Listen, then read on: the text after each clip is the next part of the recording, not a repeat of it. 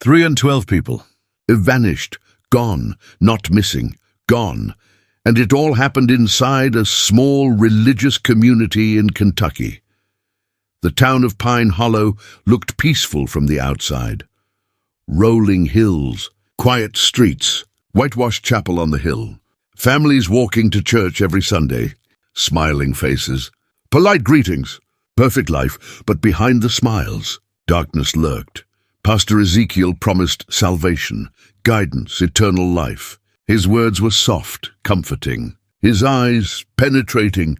Followers trusted him blindly, gave him everything, their time, their money, their freedom. The first disappearance went almost unnoticed. Daniel Carter, 21 years old, attended Sunday service like always, never returned home.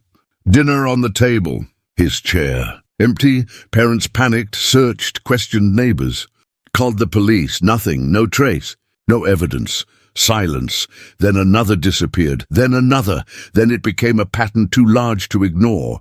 Over 27 years, 312 people vanished. Men, women, children. Families shattered. Lives erased, locals whispered. They feared even speaking the name of the commune. Some said they heard screams at night. Others claimed shadows moved in the forest, shapes disappearing behind trees. Children coming home with stories of strange voices in the dark, yet the community remained untouched, perfect, devout, normal. Inside the chapel, everything seemed ordinary. Sunday hymns echoed across the hills.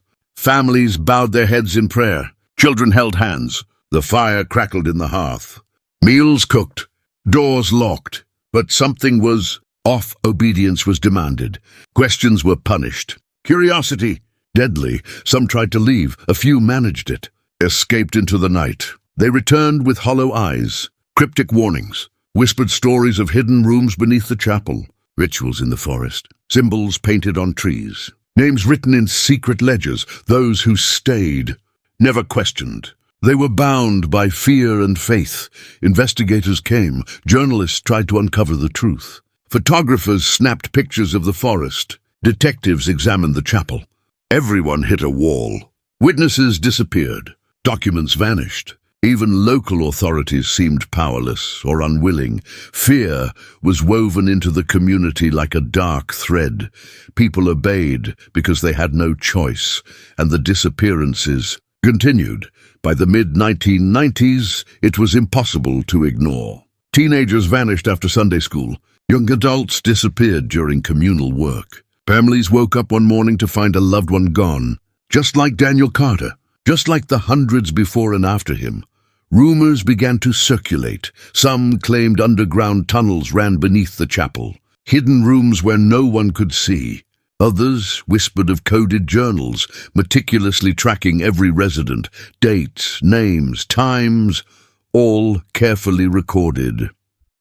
No one knew the purpose, not the authorities, not journalists, not even the neighbors. Some who escaped told tales of confinement, endless rules, strange ceremonies. People who didn't follow instructions never returned. And still, the town of Pine Hollow looked perfect, peaceful, normal. Children played in the yards. Elderly attended church. Meals cooked. Fires burned. Laughter echoed. But those who dared to enter felt the weight of invisible eyes, watching, judging, waiting, and some never came back. Even law enforcement retreated, frustrated, afraid, unable to touch the power Pastor Ezekiel wielded. His influence extended beyond the town, beyond the county, and the forest. It held secrets too dark to speak aloud. Some brave souls tried to record evidence. Cameras, diaries, recordings, all vanished. Some believed the commune had spies watching outsiders. Eyes in every corner. Whispered warnings in the night. Threats carried on the wind. Fear kept the community intact. Faith twisted into control. Obedience enforced through terror. And anyone who resisted disappeared. Stories emerged, fragments from survivors. A teenager named Hannah fled through the woods one night, hidden in the shadows, crawling through underbrush, avoiding patrols. She survived, barely. She spoke of ritualistic gatherings, chanting under the moon, rooms locked with heavy chains, faces painted, names whispered in a language unknown. Her story was rare. Most who vanished left no trace, and yet 312 lives erased, families searching for answers, friends questioning reality, authorities baffled, journalists determined. Still, the truth remains hidden. Was it religious obsession? Dark rituals? A plan we can't comprehend? No one knows, only the whispers remain, the shadows of Pine Hollow, the secrets of Pastor Ezekiel, the empty chairs, tweet people, gone, and the forest still hides its truths. If this story sent chills down your spine, share it with someone who loves dark mysteries. Comment below, would you dare enter Pine Hollow? And don't forget to subscribe. It started as a sanctuary, a place of peace. But behind the walls of Pine Hollow, something dark was growing. Pastor Ezekiel arrived in Pine Hollow in the late 1980s, a man of calm voice, warm smiles, promises of salvation, guidance, eternal life. Families welcomed him, opened their doors, trusted him completely. They didn't know what they were inviting in.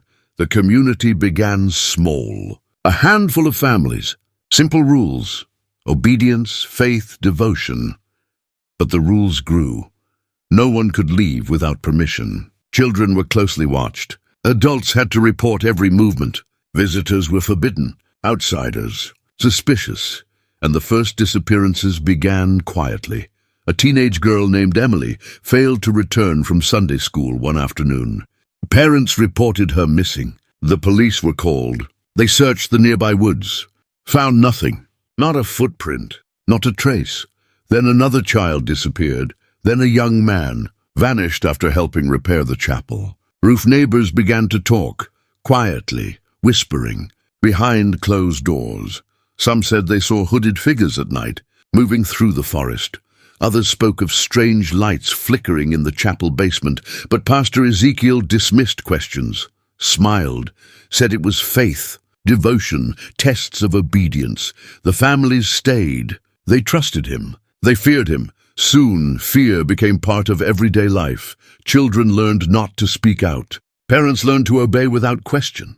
The outsiders stayed away. The police, frustrated. Journalists, blocked. And still, the disappearances continued. By the early 1990s, it was clear this was no accident. Entire families began to vanish. A father here, a daughter there. Neighbors noticed empty homes. Fences left open, chairs abandoned, yet nothing was reported publicly.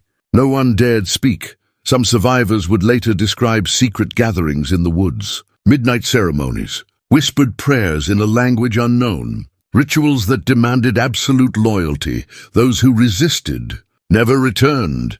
Inside the community, life appeared perfect. Sunday sermons, meals shared, children laughing, elderly smiling. The town outside, oblivious, but within, tension tightened like a rope around their throats. Even small mistakes had consequences. A wrong glance, a question asked too loudly. Disappearances followed. One of the earliest escapees, a man named Jacob, recounted years later how he witnessed the first discipline. A boy had spoken out against Pastor Ezekiel, asked why families were vanishing. He was taken into the forest. Returned days later, silent, eyes empty. Jacob said he knew then. Obedience was mandatory. Survival depended on submission. As years passed, the pattern became more disturbing. The leaders maintained detailed records. Names, ages, dates, times of vanishings. Careful documentation of every person who came and went. Some documents were discovered later, hidden in the chapel walls, covered in dust, written in Pastor Ezekiel's hand. The records didn't explain why, only that it must continue. Investigators who tried to enter the commune faced resistance. Locked doors, threats, followers watching every move. Cameras blocked. Phones intercepted. Even the local authorities hesitated. Pine Hollow seemed untouchable. Its power extended far beyond the town. Rumors spread outside the commune, whispers of strange rituals, of underground chambers beneath the chapel, of meetings in the dead of night where people were. Tested, no one could confirm, no one could prove, and those who tried often disappeared. By the mid-1990s, the community had grown. New families arrived, drawn by Pastor Ezekiel's promises. Some came willingly. Some were desperate for guidance. Some were running from troubles in the outside world. All became part of the pattern. By now, the residents understood the rules. Obey fully. Speak only when permitted. Question nothing. And above all, leave nothing unsaid to outsiders. Breaking a rule meant you might never return.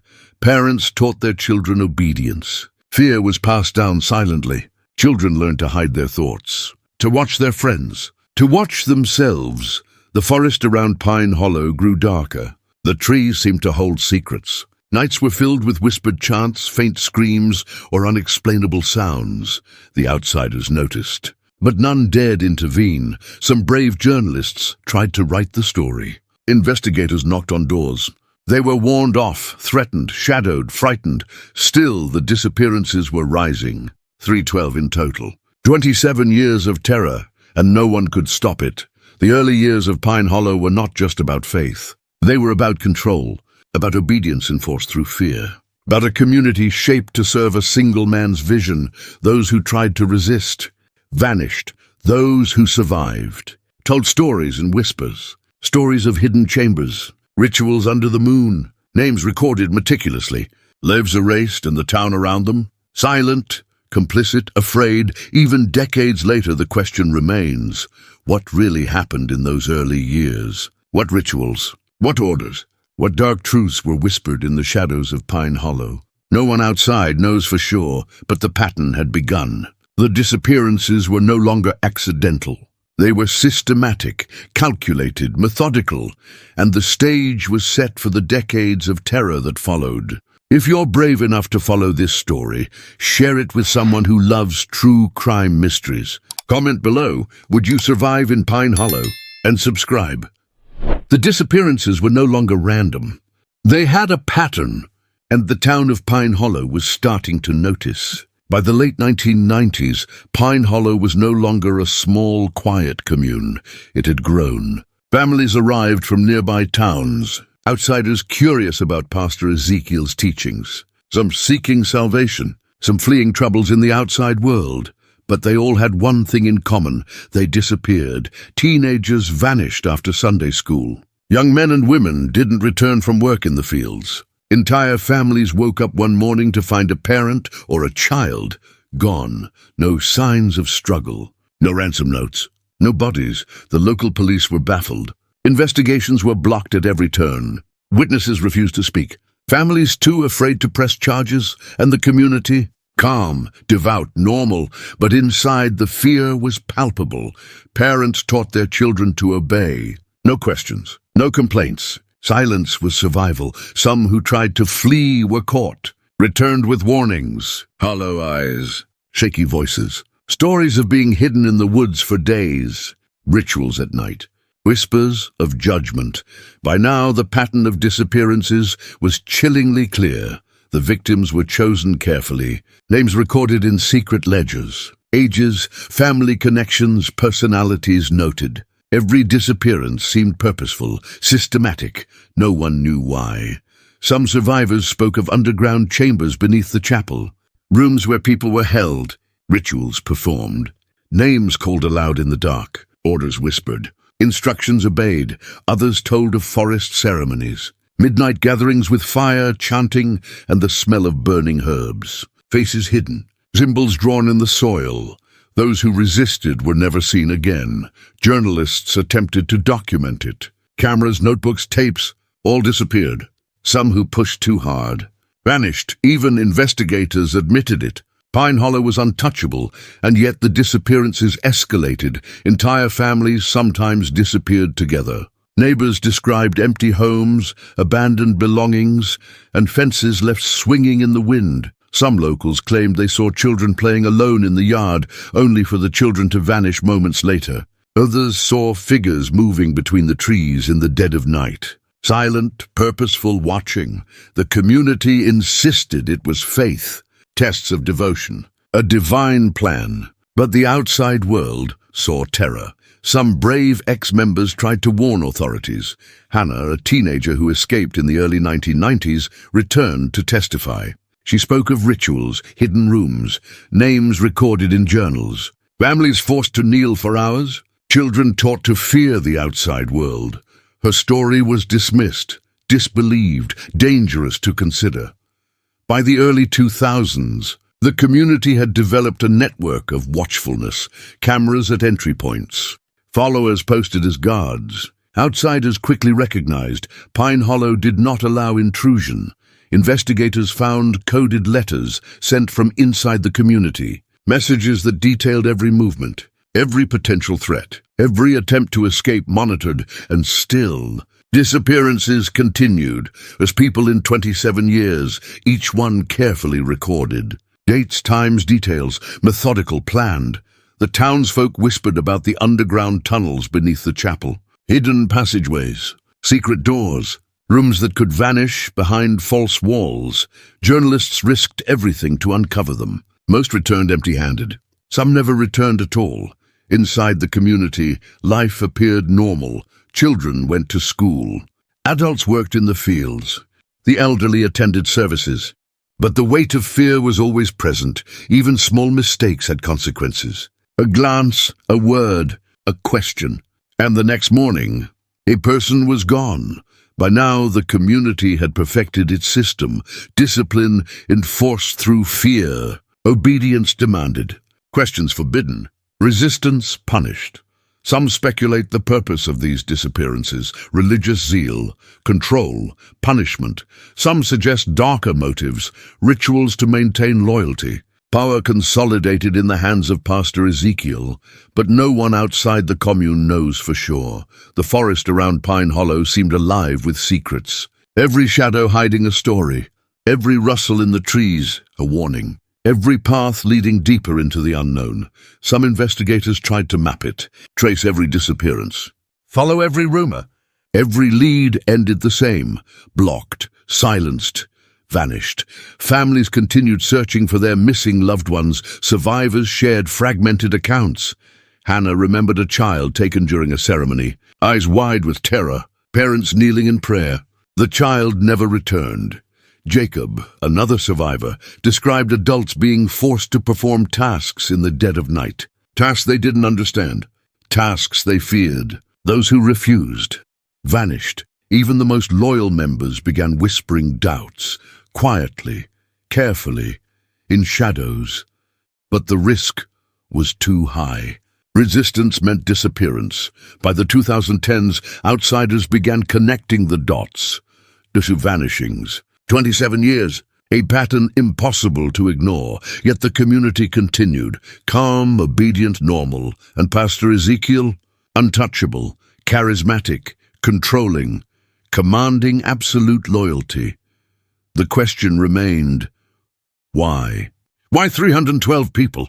Why the pattern? Why Pine Hollow? No one knew, but one thing was certain. The disappearances had evolved from strange accidents to a calculated system of control, a system that had claimed hundreds of lives, and might claim hundreds more. The shadows of Pine Hollow grew darker. The forest hid secrets, the chapel concealed horrors, and the names of the vanished, etched in secret ledgers, waiting for the truth to be revealed. If this story is chilling you, share it with someone who loves true crime mysteries. Comment below, what do you think is really happening in Pine Hollow? And subscribe now to follow the next, where investigators attempt to uncover the secrets and the horror of the community is revealed. Journalists arrived. Detectives arrived. They wanted answers. But Pine Hollow wasn't about to give them. By the early 2000s, the disappearances had drawn attention beyond Kentucky. Families outside the community demanded answers. Law enforcement struggled to connect the dots. Investigators and journalists sensed a dark story waiting to be uncovered. They came armed with cameras, notebooks, and determination. They knocked on doors, asked questions, tried to speak to residents. The response was the same everywhere: silence. Some smiled politely, some stared blankly. Others warned them to leave. A few brave insiders whispered stories in hushed tones, stories of children disappearing, adults vanishing overnight, families leaving Pine Hollow. only to vanish later. Investigators tried to follow leads into the forest, paths twisted among trees. The forest seemed endless. Shadows shifted, whispers carried on the wind. Every investigation hit a wall. Journalists reported strange occurrences. Cameras failing, equipment disappearing, interviews cancelled, notes vanishing. Some claimed the commune had eyes everywhere, followers watching from the trees, hidden cameras in windows, and informants ready to report any suspicious behavior. Even the local authorities were cautious. Detectives admitted they were intimidated, not just by Pastor Ezekiel's influence, but by the power the commune seemed to hold over its residents. Every time someone tried to uncover the truth, the community fought back. Investigators noticed patterns in the vanishings. Names were meticulously recorded, dates noted, ages and relationships documented. Every disappearance had a method, a design. Those who resisted, spoke too loudly, or tried to leave were never seen again. Journalists tried to document the underground chambers beneath the chapel. Rumors suggested hidden rooms where people were kept. Rituals performed. Names read aloud. Fear enforced. Most attempts failed. Journalists returned shaken. Some returned empty-handed, others never returned at all. The community maintained its outward calm. Children played. Adults worked. Elderly attended church. Meals cooked. Fires burned. But investigators could feel it. The tension. The silence. The invisible walls of fear. Even small questions could bring danger. Investigators learned that some families were warned, subtly but firmly. One journalist reported receiving notes slipped under a door. "Leave now, or you may not leave at all." Others noticed cars following them. Cameras mounted in strange locations. Every move tracked. Despite the warnings, some persisted. They spoke to escapees, Hannah, Jacob, and a handful of others. Their stories were horrifying. Hidden rooms in the chapel basement. Chains, locked doors, whispered commands. Midnight ceremonies. Names recorded in journals. Fear instilled at every turn. They described a system of control that had grown more sophisticated over the decades. Even investigators were unnerved. The disappearances were no longer just random acts. They were organized, deliberate, and impossible to stop. Authorities discovered coded letters sent from inside the community. They detailed potential threats, escape attempts, journalists visiting. Names to monitor. Pine Hollow was prepared. Every outsider scrutinized. Every move observed. Yet the investigators continued. They tried to map the forest, track paths, document ritual sites, record evidence of hidden chambers. Most efforts ended in frustration, threats, or worse, disappearances. Some law enforcement officers even refused to enter the forest after dusk.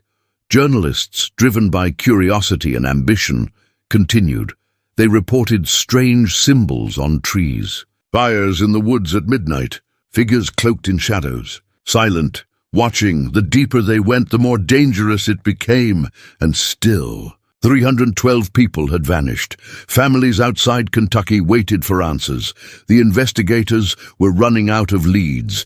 Each piece of evidence seemed to vanish as soon as it was found. Documents disappeared from offices. Witnesses changed stories or vanished entirely. The community's influence stretched far.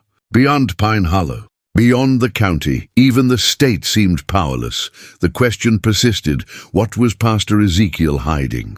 Was it religious obsession? Punishment? Dark rituals? A sinister plan? No one knew for sure. But the investigators began to piece together fragments. Every survivor testimony added layers to the mystery. Hannah described the fear that kept the community in line. Jacob explained the methodical way names were recorded. Families disappeared according to plans no one could understand. One ex-member spoke of midnight ceremonies in the chapel basement. Faces covered, names chanted, fear instilled in every heart. The more the investigators uncovered, the clearer it became. Pine Hollow was not just a town. It was a system, a machine built to control, frighten, and erase those who resisted. And the forest, it hid the evidence, the true horror. The dark secret of 312 vanished lives. Even as the journalists and investigators reported their findings, the community remained intact. It was untouchable. The disappearances had become a legacy, a pattern of control that spanned decades, and one chilling truth became apparent. The world outside Pine Hollow could try to expose it, but the commune had eyes, ears, and power beyond imagination. The question remained, could anyone break through the wall of silence? Could the investigators uncover the truth before it claimed more lives? If you're captivated by this story, share it with someone who loves true crime mysteries. Comment below, would you dare investigate Pine Hollow? And subscribe to see the next, where the darkest secrets of the community are revealed and the mystery of the 312 disappearances comes closer to the surface. 312 people vanished, and after decades of silence, the truth finally began to surface. The forest around Pine Hollow seemed alive. Trees whispered secrets. Shadows lingered. The wind carried faint cries that no one could trace. Investigators and journalists returned, determined, fearless, desperate for answers. They had pieces of the puzzle: survivor testimonies, hidden documents, coded letters, reports of underground rooms, midnight rituals. Everything pointed to one terrifying truth. The disappearances were deliberate, methodical, planned, controlled. Pastor Ezekiel was the orchestrator. The leaders kept detailed records, names, dates, times, ages, relationships, every disappearance logged meticulously. The pattern was clear. Each person was selected carefully. Each vanishing had a purpose. Some believed it was religious obsession. Others whispered darker motives, rituals to maintain loyalty, to enforce obedience, to instill fear. Inside the chapel, investigators discovered hidden passageways, rooms beneath the floorboards, locked doors, chains rusted from decades of use, symbols painted on walls, candles melted into the wooden floor, documents found in the shadows revealed instructions, rituals, rules, punishments.